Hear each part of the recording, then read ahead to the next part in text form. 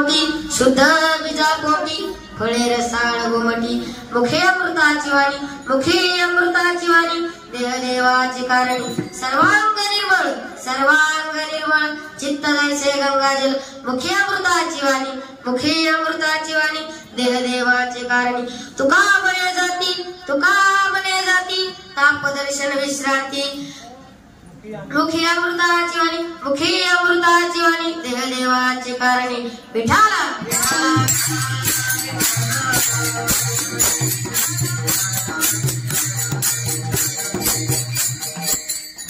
महायोग पीठे तटे वीरमर्त्यं वरं कुंडलिकाय दातुं इंद्रे समागत्य शिष्टप्रमाणन्तकन्दं परब्रह्मलिंगं भजे पांडुरंगाकर प्रथम नमः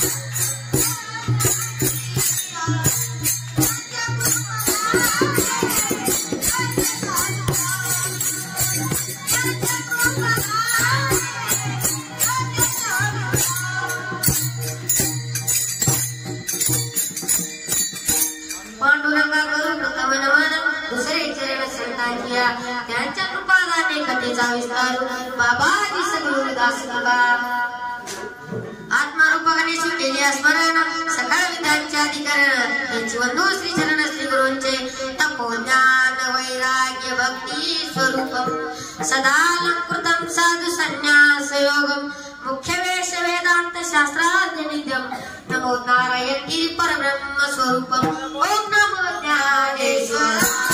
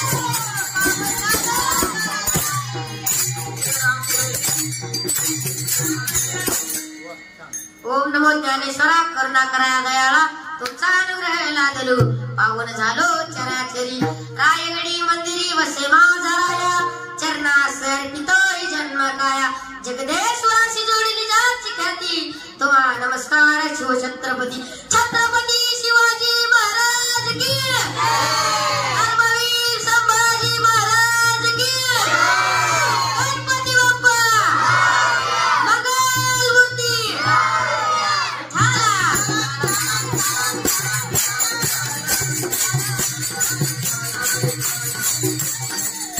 प्रस्तुत प्राप्त प्रसंगी कीर्तनरूपी सेवेकरता निवडला अभंग जगद्गुरु जगतवंदनीय महान भक्त महान साधू महान वैराग्य पंचमवेद निर्मिते देवनिवासी श्री संत तुकाराम महाराज यांचा 4 चरणाचा उत्कृष्ट असा अभंग सेवेकरता घेतलेला आहे विठाला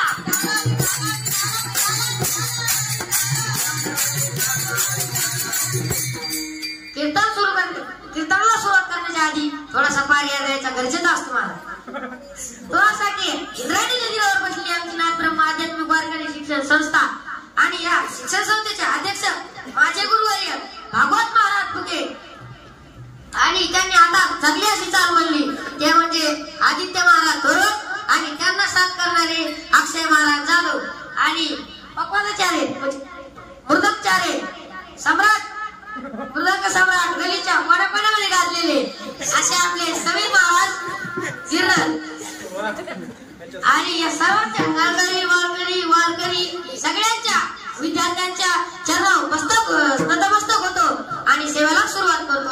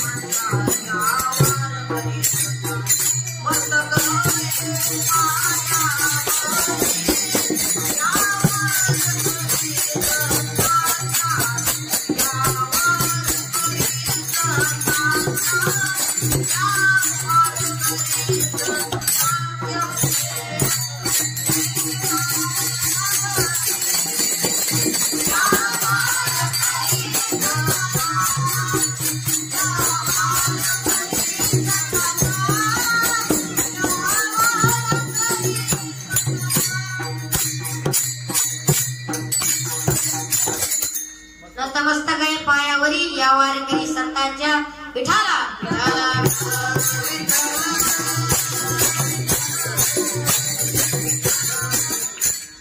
अभंगाचा प्रतिपाद्य विषय असा आहे की अभंगाच्या प्रथम चरणात तुकोबरा एका वैशिष्ट्य गोष्टीचा उल्लेख करतात म्हणजे संपूर्ण अभंगात संतांची किंवा जे जे महापुरुष मृत्यूलोकामध्ये होऊन गेले त्यांच्या माता पित्यांना धन्यता देतात कारण हे संत इतके पवित्रवान आणि सामर्थ्यवान आहेत तर त्यांचे माता पिता कसे असतील हेच महाराज अभंगाच्या प्रथम चरणात सांगतात शुद्ध बीजापोटी फळे रसाळ उमटी अभंगाच्या दुसऱ्या चरणात तुकोबारा म्हणतात पवित्र आई वडिलांच्या पोटी जन्माला आल्यानंतर आणि देवाचे नाव जन्मालेले पुत्र किंवा कन्या कशा त्यांच्या मुखातून सदैव देवाचे नाव व देवाच्या किंवा राष्ट्राच्या सेवेसाठी समर्पित करतात हेच महाराज अभंगाच्या दुसऱ्या चरणात सांगतात मुखी अमृताची वाणी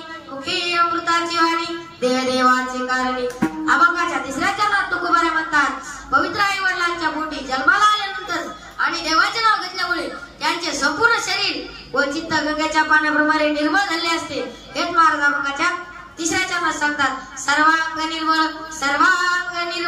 चित्त जैसे गंगाजल अभंगाच्या चौथ्या चरणात तुकोबारा म्हणतात उभ्या महापुरुषाच्या नुसत्या दर्शन मात्रेनेच विकार नाहीसे होतात हेच महाराज अभंगाच्या शेवटच्या चरणात सांगतात तो का मने जाती ताप दर्शन विश्रांती विठाला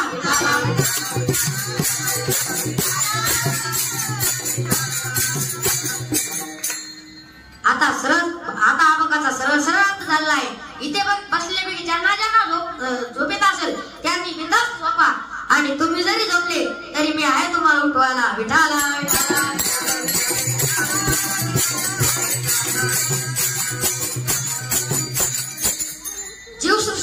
जीवसृष्टीमध्ये सुद्धा त्याला फार महत्व आहे आणि संसारातही सुद्धा त्याला फार महत्व आहे. संसार म्हणजे काय सांगा? अरे संसार दोघा जीवाचा आधार. अरे संसार संसार जसा तवा चुलीवर, पहिले हाताले चटका मग मिळे भाकर. अरे संसार संसार जसं कबशीच घर, बशी बसे आरामशीर कप फिर. बशी आरामशीर महाराज, बशीच्या शिंग्यावर लागतो सुखाचा संसार. बशीला कशाचं टेन्शन नाही, लोड भर नको, बिल भरणं नको, ऊसाचे भाव तर नको, सोयाबीनचे भाव तर नको. बशीला कशाचं टेन्शन नाही महाराज. कप टाकलेला असतो. कशा टाकला असतो महाराज? कानामध्ये कप टाकला असतो, कानामध्ये. घरात जर पाहुणे आले तर साखर कमी पडली हाय काय म्हणते तू पप्याला, पप्या झालं शेजारच्या गावाकडून साखर आणून उष्णी साखर कशा घालतात? कपात. पोरांना कप काढला, नुसता कप नाही काढला, कपाच्या कानात गोड घातलं आणि निघाला लरे ला रे लरे ला ला लरे ला ला ला ला. कपाकडून काय रावले गेला महाराज. कपाला जशी उडी मारली तशी खाली फरची होती. खाली पडला कप, कान तुटला. खाली पडला, कान तुटला. कान तुटेल कपात काय म्हणतात महाराज? ठेसा. आपल्या मराठवाड्यात त्याला ठेसा म्हणतात, दुसरीकडे खुळा म्हणतात, काही जागेवर चटका म्हणतात, काही जागेवर चटका म्हणतात महाराज. मग अशा बरेच कान तुटेल कप महाराज. मी म्हणलं महाराज नाही का आजोबाला म्हणलं तुम्ही काय कीर्तनाला दिसले नाही? ते म्हणले महाराज नातू झोपत नाही. मी म्हणलं नातूच कसं झोपत नाही, त्या झोपी घालत. मग एका महाराज दुसऱ्याला म्हणलं होय आजोबा? ते म्हणले महाराज मी गेलो नातूचं कसं होईल? मी म्हणलं तुम्ही निघा नातूचं पाहून घेऊ. तूच नातूची बिस्किट जोरून घालून नातूची काळजी करतो. विठाला विठाला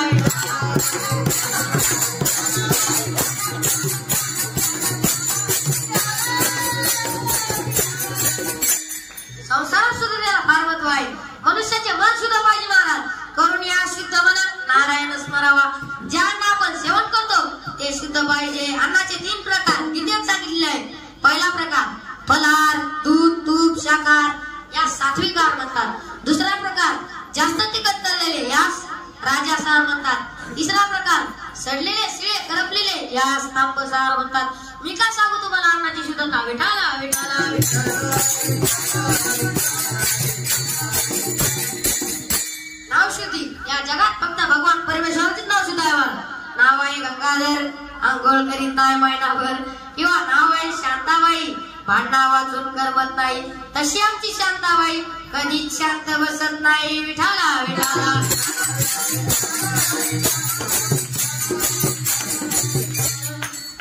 म्हणून या जगात फक्त भगवान परमेश्वराचेच नाव शुद्ध आहे. भाव शुद्धी. सुदामाच्या अंगी शुद्ध भाव होता म्हणून सुदाम नगरी सोन्याची झाली. ब्राह्मण दुखे दरिद्र पिढीला, मुष्टी पोहे घेऊन या त्याच्या भेटीला गेला. शुद्ध भाव देखून या गाव सोनियाचा दिला. विठोबाचा धर्म जागो त्याचे चरणी लक्ष लागो. देश शुद्धी महाराज. जिथे संतांचे वास्तव्य आहे तिथे मुले जुगार मटका खेळत नाहीत. तो देश, तो जिल्हा, तो तालुका शुद्ध आहे.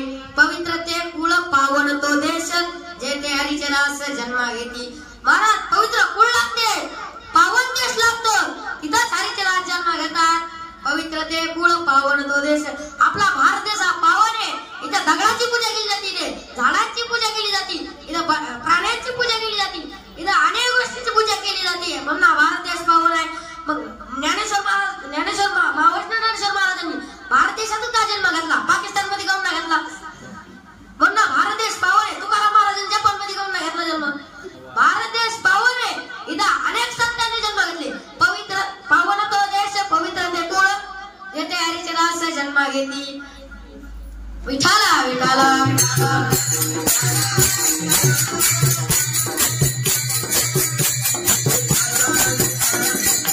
द्रव्यशुद्धी. द्रव्याची शुद्धता दान केलेली होत असते. इथे बसलेल्यापैकी ज्यांना ज्यांना वाटत असेल की आपले धन शुद्ध हो, त्यांनी सरळ सरळ हाताने दान केले पाहिजे. काही रिकामटेकडे जुगार मटकामध्ये लाखो रुपये खर्च करतात, पण देवाच्या ठिकाणी 1 रुपयाही खर्च करत नाहीत. कुठे पैसे खर्च आहे आणि कुठे वाचवावे हे मी तुम्हाला सांगतो.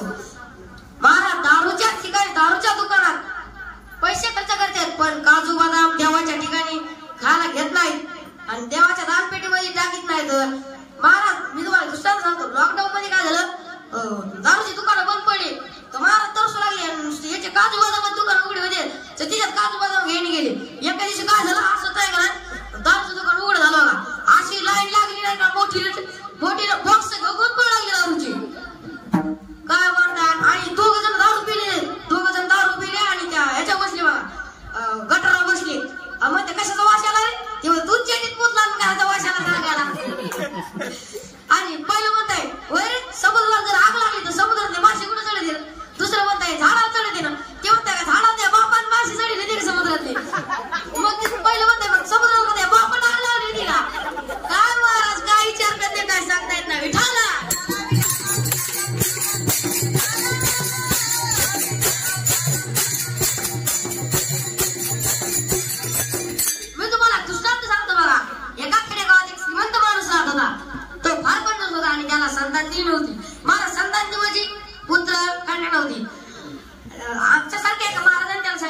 सत्यनारायणाची पूजा करा, तुम्हाला पुत्र प्राप्ती होईल. त्याने सत्यनारायणाची पूजा करायला ठरवली महाराज. सत्यनारायणाची पूजा करायला ठरवली. ब्राह्मण भावाला बोलावून घेतले, पूजेचे सर्व साहित्य आणले.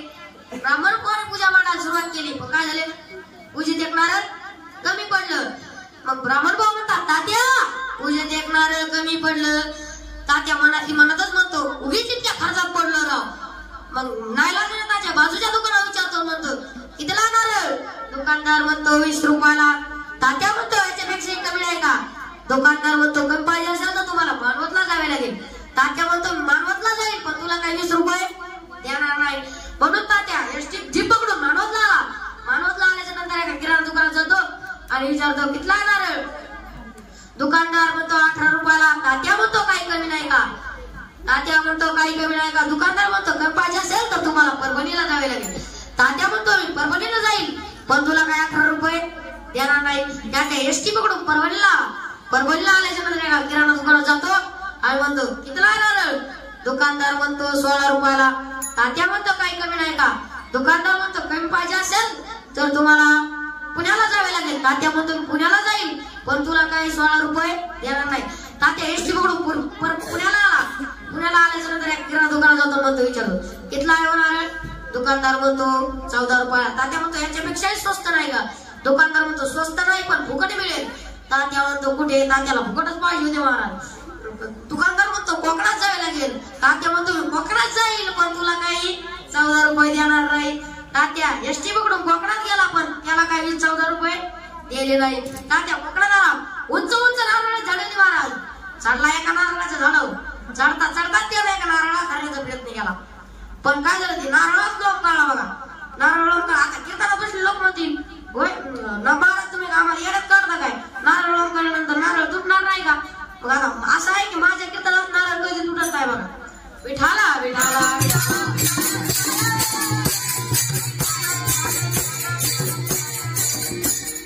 त्याचे सुदैव चांगले होते म्हणून विदुळीच्या कुंटवाला जात होता महाराज. तात्याने उठवायला हाक मारली. उठवायला तात्याने उठवायला हाक मारली. उठवायला आपला उंट घेऊन तात्या जवळ आले आणि म्हणले काय रे तात्या. तात्या म्हणतो उठवायला ना मला हळूच खाली उतरवा ना. मग उठवायला म्हणतात मी तुला हळूच खाली उतरतो, पण आता कोणतीही गोष्ट पैसाच लागत आहे ना. उठवायला म्हणतो पैशाशिवाय खाली उतरत नाही. मग तात्या म्हणतो मी तुला 5000 रुपये देतो, पण तुम्हाला खाली उतरव. मग उठवायला म्हणतो हा जमेल, मग मी तुला खाली उतरवतो. उठवायला आपला उंट नारळाच्या झाडाखाली लावतो आणि तात्याला हळूच खाली उतरण्याचा प्रयत्न करतो, पण तात्याला काय उतरता येत नव्हते. म्हणून तात्या म्हणतो उठवायला ना मी तुम्हाला 5000 रुपये देणार आहे, मग तुम्ही पण उंटावर चढून पाय धरा मला हळूच खाली उतरवा ना. मग उंटावर तात्या उंटवाला पण उंटावर चढतो आणि तात्याचे पाय धरायला लागतो, पण तात्याचे पाय उंटवायच्या हातात येत नव्हते. म्हणून तात्या म्हणतो उठवायला तुम्ही थोडी अशी उडी मारा, माझे पाय तुमच्या हातात येतील. मग उठवायला अशी उडी मारतो की तात्याचे पाय उंटवाल्याच्या हातात येतात. मग उठवायला म्हणतो तात्या म्हणतो माझे पाय हातात आले, पण आता उंट चाललाय निघून. उंट गेला निघून. असा इसका म्हटलं मारते उंट गेला निघून. तेव्हा मी प्राणीचे ना आपल्यासारखा ते गेला निघून. आपण प्राणी आहे, मनुष्य प्राणी आपला बुद्धी आहे, आपण विचार करू शकतो, पण ते विचार करू शकत नाही. त्याला वाटलं दोघे खाली उतरले गेलं निघून. मग आता काय झालं दोघे लटकले बघा. मग आता उंटवाला म्हणतो मी तुला 10,000 रुपये देतो, पण तू हात सोडू नको. तात्याने विचार केला 10,000 रुपये ठेवायला केवढी पेटी लागेल. तात्याने अशी एवढी गेली हात गेले ते दोघे एका विहिरीवरच्या फांदीवर जाऊन अडकले. यालाच म्हणतात आसमान से टपकेवर खजूर में अटके. विठाला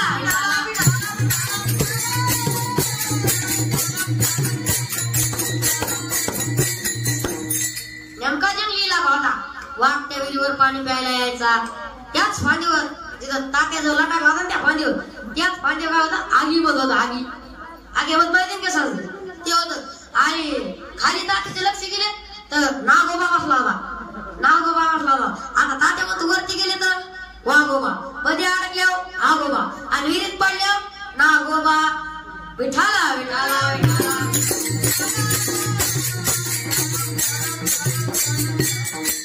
मला सांगा तात्याची सत्यनारायणची पूजा किती रुपयाला पडली बरं.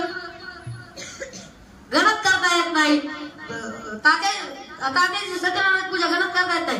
म्हणून तुकोबाला म्हणतात या भूतलावर जे जे वीर झाले, जे जे साधू संत झाले, मग त्यांचे आई वडील किती पवित्र असतील हेच महाराजांच्या प्रथम सांगतात शुद्ध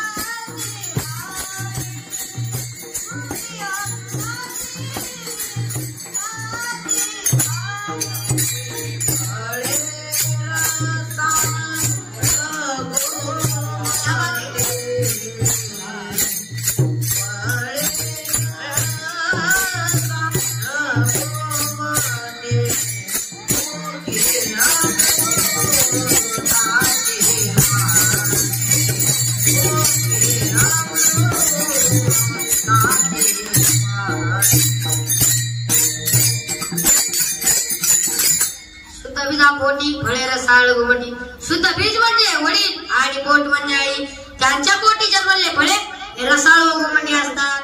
बीज जर चांगले असेल तर फळही चांगली जन्मणार. ज्यांना शेतातलं करतं त्यांनाच माहीत. आधी शेती करण्यासाठी आधी शेतातलं कळावं लागतं मग ते जमत असतं. आमच्या गावात एका शेतकऱ्याने बटाटे पेरले महाराज. त्याच्या शेतात बटाटे पेरले. बटाट्याचे झाड काय झाले कपडा एवढा झाला. एका दिवशी शेतकरी शेतात उभा होता. तिकडून एक साहेबांची गाडी आली. साहेब गाडीतून खाली उतरले आणि शेतकऱ्याजवळ गेले. म्हणले आपले नाव काय? शेतकरी म्हणतो माझे नाव बापू आहे. बापू आहे. शेतकरी विचारतो आपण कोण? साहेब म्हणतात मी बटाटे पाणी करणारा अधिकारी आहे. साहेब विचारतात हे बटाट्याचे झाड आहे ना? शेतकरी म्हणतात तुम्ही ज्या शेतात उभा आहे ते बटाट्याचे शेत आहे. बटाट्याचे शेत आहे. मग साहेब विचारतात एवढे मोठे झाड झाले याला बटाटे कसे नाही लागले? महाराज शेतकरी जरा तापड स्वभाव झाला. तो काय म्हणतो अरे लेका बटाटे काय झाडाला लागतात? आमचा जन्म या मातीत गेला म्हणून आम्हाला मातीतलं कळतं. तो अख्खा जरी मातीत गेला तरी तुला मातीतलं कळणार नाही. एक बीज केला नास मग भोगिले खनिज. हे बघा हाडाचा शेतकरी पाहिजे. शेतकरी पेरणी करता खास बियाणे आणतो व ते योग्य मशागत झाल्यावर शेतात पेरतो.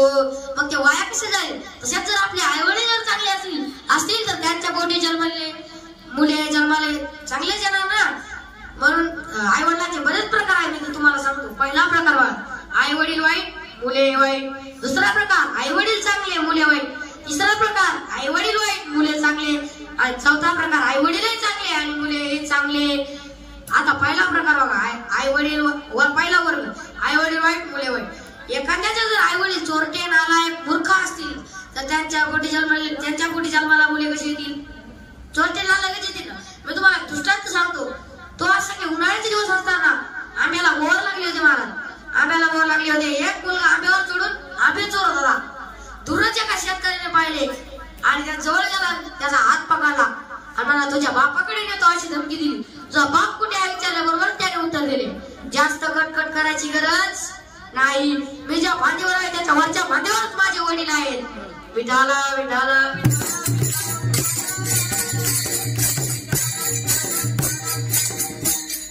आई वडील वाईट मुले वाईट. मी तुम्हाला अजून एक दृष्टांत सांगतो बघा. एका शेतकऱ्याला 2 मुली होते. गरीब परिस्थितीमुळे त्याने आपल्या 12 वर्षाच्या मुलाला सांगितले जा रे बाळ्या सावकार गावाकडून 100 रुपये घेऊन ये. बाळ्या जातो आणि सावकारला दारीतूनच हाक मारतो. सावकाराला दारीतूनच हाक मारतो. बाळ्या म्हणतो सावकार काका. अहो सावकार काका. सावकार बाहेर आले. सावकार बाहेर आल्याबरोबरच बाळ्या म्हणतो सावकारकडे बघून बाळ्या हसायला लागतो.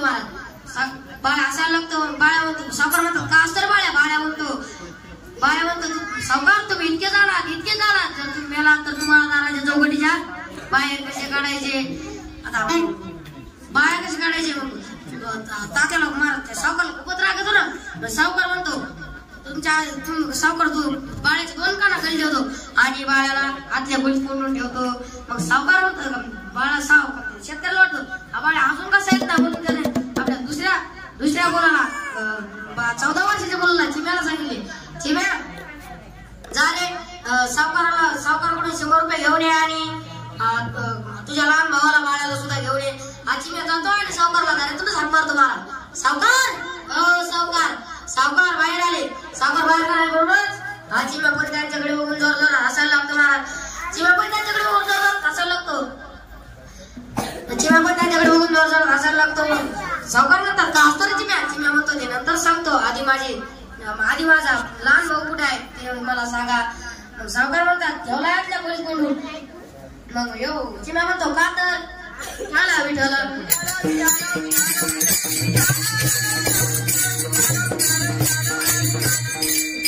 चिम्या म्हणतो का तर सावकार म्हणतात तो म्हणतो की तुझा भाऊ असं म्हणतो तुम्ही सावकार तुम्ही इतके जाणार जर तुम्ही जर वेळात तर तुम्हाला दाराच्या चौकटीच्या बाहेर कशी काढायची. चिम्या म्हणतो त्यात काय अवघड तुमच्या आधी बारीक तुकडे करायचे आणि मग दाराच्या चौकटीच्या बाहेर काढायचे. आता मला सावकारला खूपच राग येतो. सावकार चिमण्याचा पण 2 काना खाली ठेवतो आणि चिमण्याला पण आतल्या खोलीत कोंडून ठेवतो. आता 1 तास झाला 2 तास झाले अजून एक कार्टे परत काय येत आहेत म्हणून त्याच्या बापाने विचार केला आणि स्वतः शेतकरी सावकाराकडे आला आणि सावकाराला दारातून हात मारू लागला. सावकार बाहेर आले. सावकार बाहेर आल्याबरोबरच हे पण त्यांचे वडील हे पण त्यांच्याकडे जोरजोरात हसतात. सावकार म्हणतात का हसताव तुम्ही माझ्यावर. शेतकरी म्हणतो ते नंतर सांगतो पण आधी माझे दोघे मुले तुमच्याकडे आता पावन तास 1.5 तास झालं पैसे मागायला आले होते कुठे आहे.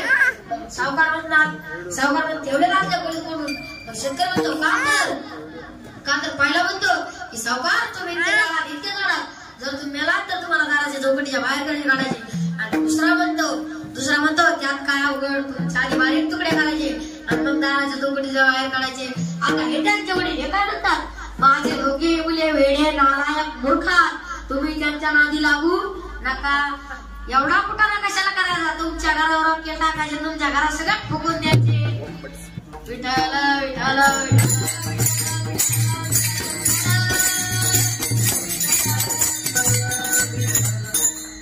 किंवा तो औरंगजेब माणसाला वाटणार दिल्लीच्या गादीवर कप्तानी बसलेला मुघलांना पिढी देणारा त्याने आपल्या बापाला म्हणजे शहानशाला कप्तानी कैद केले आणि आपल्या 3 भावांना 20 देऊन मारून टाकले. कशासाठी तर फक्त गादीसाठी 20 देऊन मारून टाकले. कारण त्या औरंगजेबाचे आई वडील वाईट होते महाराज. औरंगजेब कसा निघाला वाईटच. विठाला विठाला विठाला विठाला.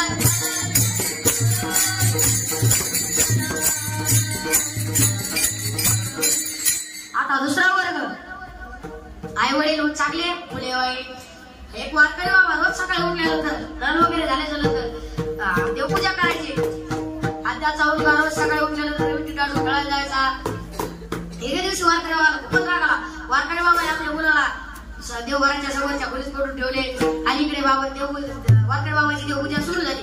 देहाची तिजोरी भक्तीचाच देवा उघडदार देवा उघडदार देवा. आता त्याच्या वडिलांचे नाव बंधू हे वडील ऐकून त्याने आपल्या खोलीतून भजन सुरू केले. लाकडाची विटी लाकडाचा दांडू उघडदार बंडू उघडदार बंडू. आता त्याच्या वडील वाटले या कार्ट्याचं काय करावं. हेच कार्ट मोठं झालं आणि वारकरी बाबांनी त्याचे लग्न करून टाकले. चांगला संसार चालू होता महाराज. एक दिवशी वारकरी बाबाला काय झालं पंढरपूरला जायचे. वारकरी बाबा म्हणतात आवड्या मी पंढरपूरला चालू आहे आठवडाभर येणार नाही. माझा जीवा भावाचा नित्य आहे देवपूजा. तू तो टाकू नकोस.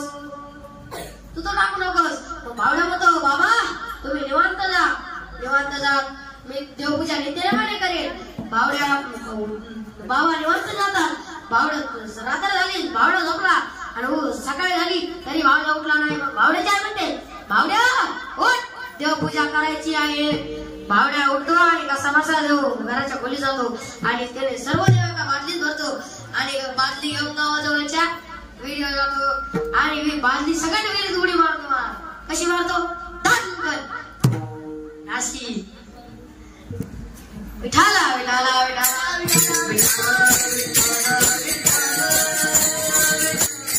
मग आता काय झालं महाराज, भावड्यानं गणकन विहिरीत उडी मारली.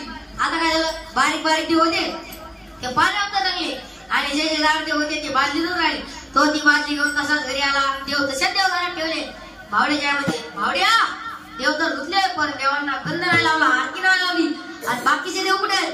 भावड्या म्हणतो बाकीच्या देवांनी गावाजवळच्या जाऊन आत्महत्या केली. म्हणून आता बाकीच्या देवांना त्यांचं सुद्धा काय, विठाला विठाला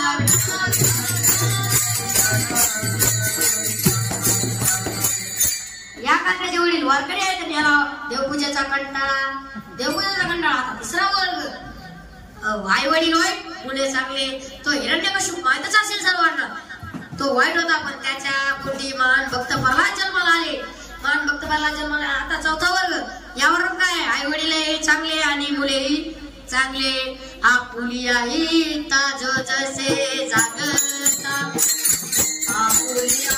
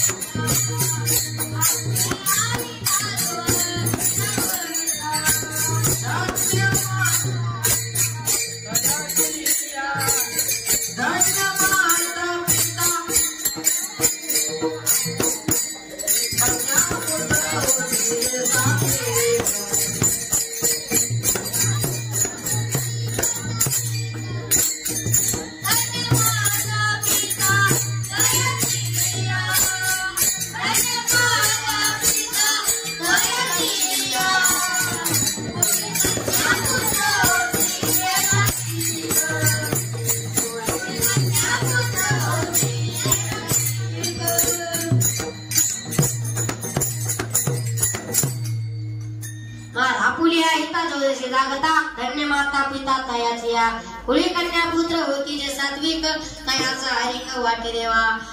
ज्या वेळेस विठ्ठल पंतांनी संन्यास घेतला त्यावेळेस रुक्मिणी आई साहेबांनी सुवर्ण पिपळाला 1.25 लाख प्रदक्षिणा घातल्या.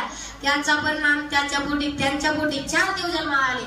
ते 4 देव म्हणजे निवृत्तीनाथ महाराज, ज्ञानेश्वर महाराज आणि मुक्ताबाई सोपान काका. आणि या अभंगातून ज्ञानेश्वर तुकाराम महाराज ज्ञानेश्वर महाराजांचे वर्णन करतात. ते कसे, तिन्ही देव जैसे परब्रह्मीचे ठसे, जगी सूर्य जैसे प्रकाशले.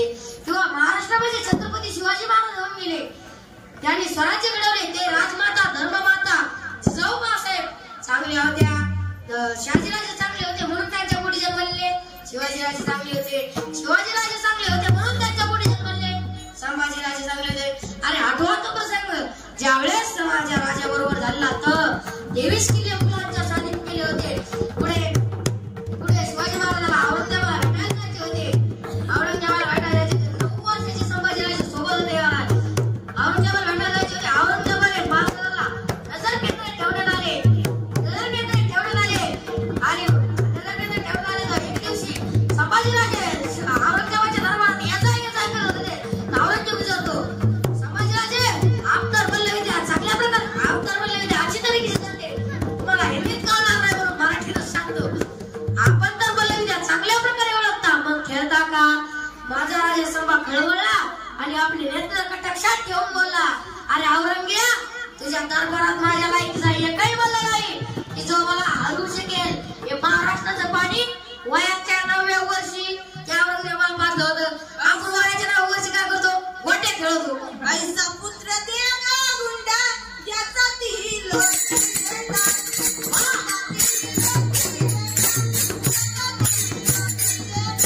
ऐसा पुत्र देगा गुंडा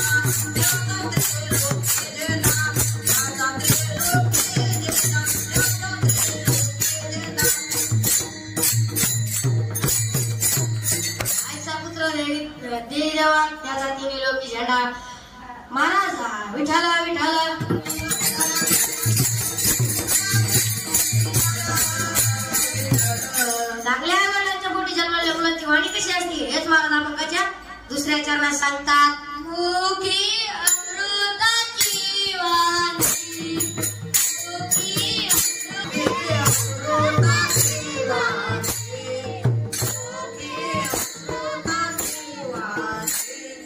मुखी अमृताची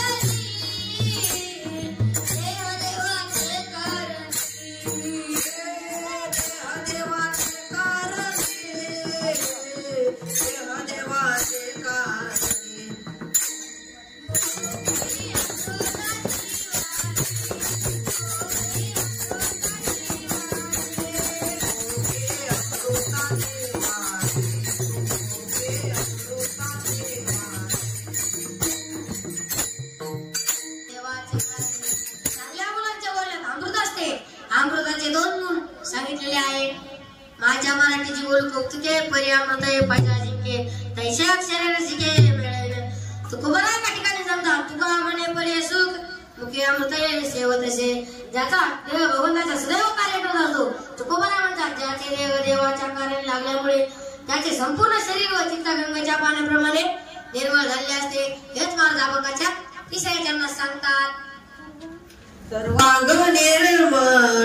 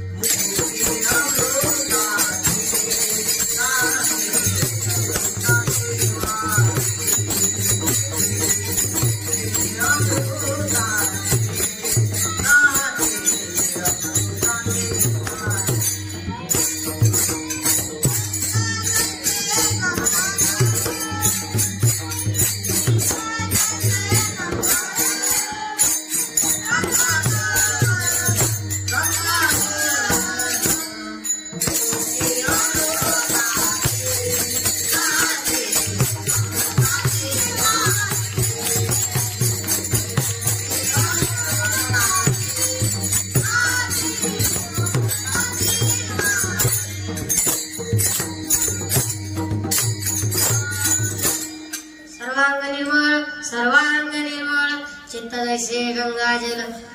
समान संतांचे चित्त तीन प्रकारचे असते. साधूचे चित्त व्यापक स्वरूपाचे असते ज्या वाची कारणी लेलेली शांतीची लेणी जयाचे चित्त गौसनी व्यापकामज. दुसरे संतांचे चित्त एरवण्यासारखे मोह असते मृद सापाय ते नवनीत जैसे सज्जनाचे चित्त. आणि तिसरे संतांचे चित्त हे गंगेच्या पाण्याप्रमाणे निर्मळ झालेले असते. चित्त ते निर्मळ तैसे नवनीत जाणी जयानंत तया माझी. तुकोबरायांनी संतांच्या चित्तेला गंगेत आभगाच्या तिसऱ्या चरणात संतांच्या चित्तेला गंगेची उपमा दिली आहे. गंगेचे पाणी जसे सतत वाहत असते तसे संत अखंड नाम घोष करत असतात. अखंड खंडेना जीवना रामकृष्ण नारायणा. इथे बसल्यापैकी गंगा नदी सर्वांनाच माहित असेल गंगाचे पाणी शुद्ध आहे, निर्मळ आहे, सगळ्या नदीमध्ये श्रेष्ठ आहे. वाचे म्हणता गंगा गंगा सगळं गंगा गंगा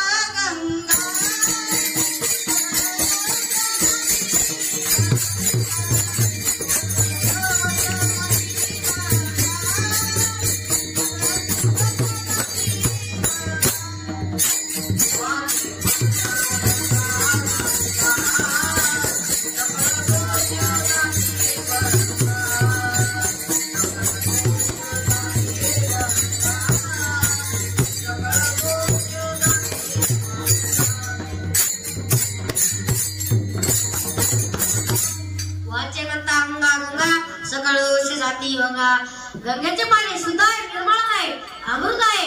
शुद्ध निर्मळ अमृत हे 3 शब्द तुकोबरायने वापरलेले आहे. आता चांगल्या वडिलांच्या पोटी जन्मलेल्या मुलांची वाणी कशी असते, गोड असते. त्यांचे संपूर्ण शरीर निर्मळ व चित्त गंगेच्या पाण्याप्रमाणे निर्मळ झालेले असते. आता अभंगाच्या 3 चरणाचा भावार्थ झालेला आहे.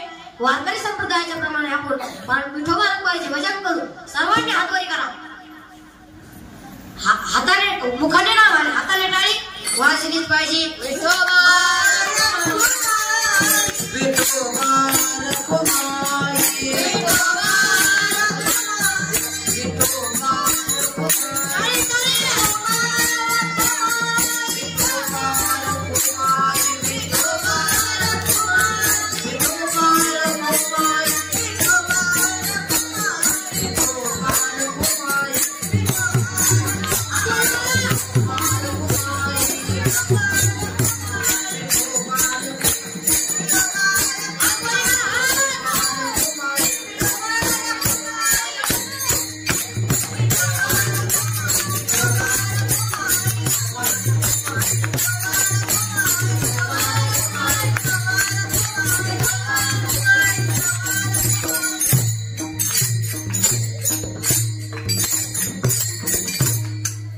आई म्हणजे काय माहित आहे का?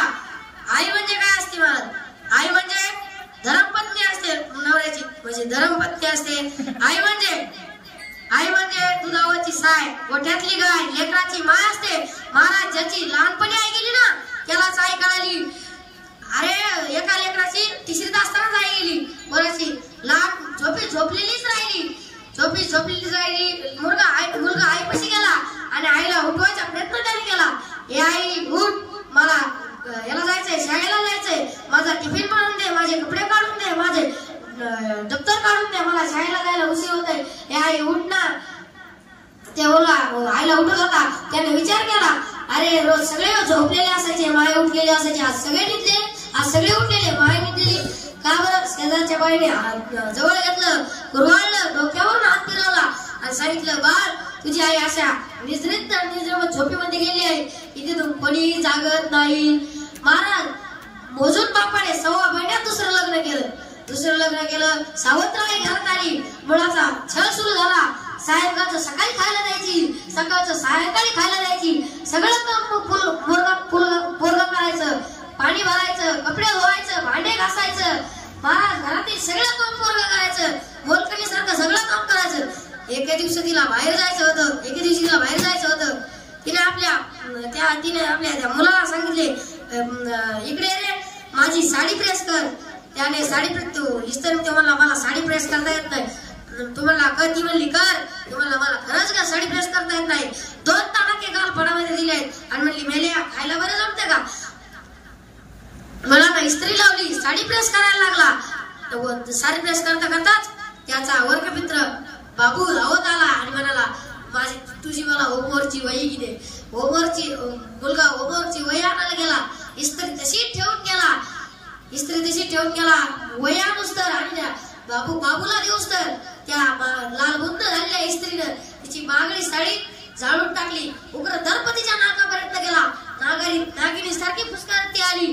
मुलगा सांगितलं, इकडे. मुलगा भीत गेला आणि म्हणला, ती म्हणली, तुला तर शिक्षा व्हायलाच पाहिजे. ती म्हणली, तुला काम करायचं नव्हतं, मला सांगायचं, तू झाडून बुजून हे जाळीस.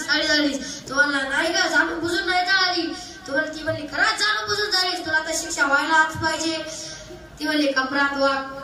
ते पोरग कपडात वागलं. त्याला वाटलं पाया पडायला लागेल. तो चरण स्पर्श करायला लागला. त्या बाईनं ती लाल बुंद झालेली इस्त्री उचलली आणि त्या पोराच्या पाठीवर जोरात दाबली. आता जनावरासारखं पोरग ओरडलं.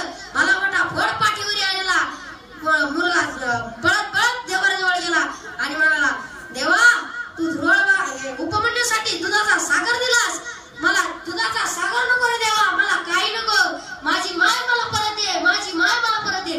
वो कौन सी चीज है जो यहाँ नहीं मिलती? सब कुछ मिलता है लेकिन माँ नहीं मिलती. सबसे बड़ी है माँ, सबसे बड़ी है माँ.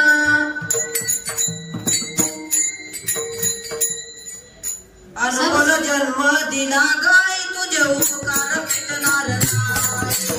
अनमोल जन्म दिला गाय तुझे उपकार भेटणार नाही.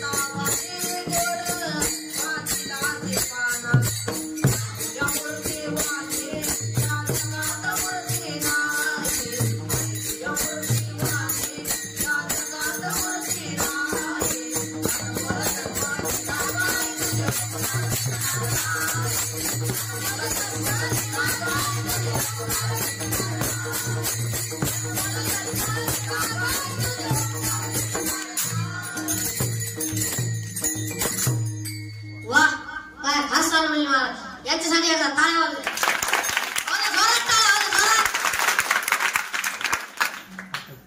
महाराज, वडील म्हणजे काय? अरे ज्याने चिमणीसारखा चारा भरवला, दिवसाचा रात्र, रात्रीचा दिवस, हाडाचे कान, रक्ताचं पाणी केलं, त्या बाळाला चिमणीसारखा चारा त्याने भरवला. अरे स्वतःचं बनियान फाटलं तरी बी दिवाळीला नवं बनियान घेतलं नाही, पण मुलाकरता ड्रेस घेऊन दिला. अरे त्याचं धोतर फाटलं तरी पण त्याने धोतर सुतळीच्या गाठी मारून शिवलं, पण मुलीच्या शाळेची फी भरली. आणि त्याची चप्पल तुटली पण त्याने नवी चप्पल घेतली नाही, मुलाकरता वह्या आणि पुस्तकं आणून दिले. अरे असा बाप असतो आपला रे. अरे बापाची किंमत काय जाणा. विठाला विठाला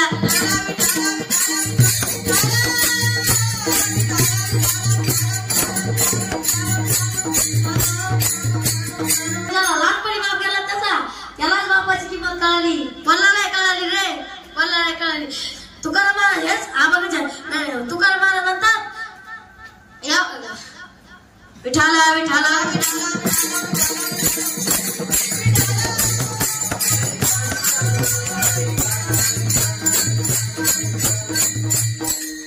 ज्याच्या चित्त पवित्र असताना त्याचे आई वडील पवित्र असतात, त्यांच्या दर्शन मात्र ताप जातो, मनाला विश्रांती मिळते. हेच महाराजांच्या शेवटच्या चरणात सांगतात. तू काय म्हणे